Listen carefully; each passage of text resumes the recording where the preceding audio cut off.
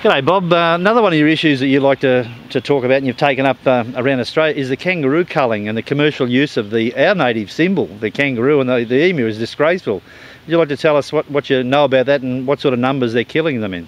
Oh, Colin, as we speak now, right now, there's thousands of kangaroos being killed in this country. How can we, as decent Australians, expect overseas tourists to come to this country and witness the world's largest wildlife slaughter? You know, yeah. People go on about other countries not looking after their wildlife. Mate, we are the worst in the world. We conduct, with the government's consent, the world's largest wildlife slaughter, and we actually do it cruelly. Do you know how they dispose of the joeys of these? No, how do they kill the little baby ones? These are tiny little buggers. These are the tiny little fellas. Some of them have just got fur. Some of them are still. They pull them out of the pouch. They pull them out of the pouch really roughly, and the government's accepted method is to cut their head off.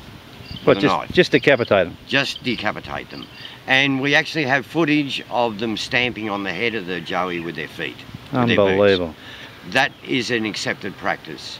Can you imagine an American getting a baby eagle and banging its head on a rock, mate, like the national symbol? Mate, they would be in jail so fast they wouldn't have time to blink. I think they'd get shot. A lot of people carry guns in America. Maybe we need to start a bit shooting back at them, mate. Well, I'd like to issue kangaroos with firearms. I think that'd be good. I think it was in one of the Paul Hogan movies where they had to set up a kangaroo. Maybe that's what's needed. Like, yeah, well, in the thousands they're killing them. And what do they do with the meat? Oh well, the meat. You know, the meat is then processed. But can you imagine eating kangaroo meat, Colin? Let's face it. Let's take an area where they're killing kangaroos, right? Where, just imagine we're out in the semi-arid areas of Australia. It's 35, 40 degrees. Evening time, they're shooting kangaroos. It's still 30 degrees or over. And these kangaroos are shot in the dirt and the dust and the flies, right? And then they're chucked on the back of a truck. They're hung up on hooks on the back of the truck, sometimes still kicking, I might add. And then they're transported to a freezer box. And if you've ever seen the freezer box where the blood's coming out the door and the maggots are coming out the door, hygiene is a thing that they have no idea about. So it's not for pet use only, just human consumption. They are expecting humans to eat this meat. Unbelievable, Bob. Can you believe that?